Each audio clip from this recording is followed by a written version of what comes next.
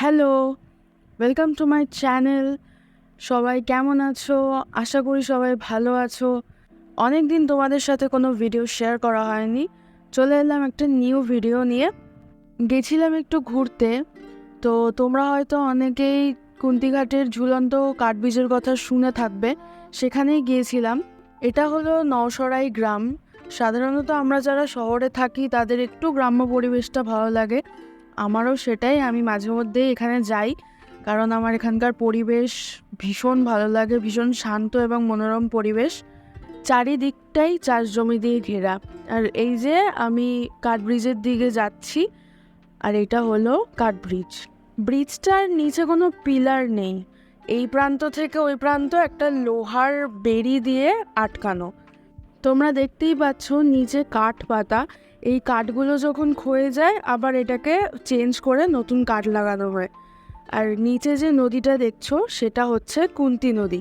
এটা কাঠের ব্রিজ হলেও এটা ভীষণ শক্তপোক্ত একটা ব্রিজ।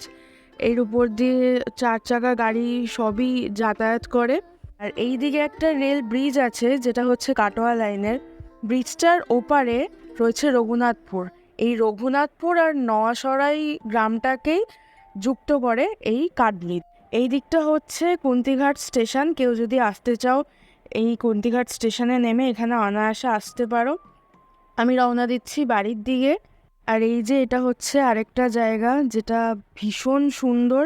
চারিদিকে ফুল গাছ, এখন তো ফুল নেই, যখন ফুল ফোটে পুরো ফুল গাছ ভর্তি থাকে তখন অসাধারণ দেখতে লাগে। আর এই যে সামনেই দেখো বাদিকে পড়বে বিড়লা মন্দির। এখানের ভিডিও অন্য কোনো দিন তোমাদের সাথে শেয়ার অবশ্যই আমি করব। ঘোরা অনেক হলো, এবার বাড়ি ফিরতে হবে, তো বাড়ির জন্য আমি একটু চাউমিন নিয়ে নিলাম। আজকের ভিডিওটা এই পর্যন্তই, দেখা হবে নেক্সট ভিডিওতে।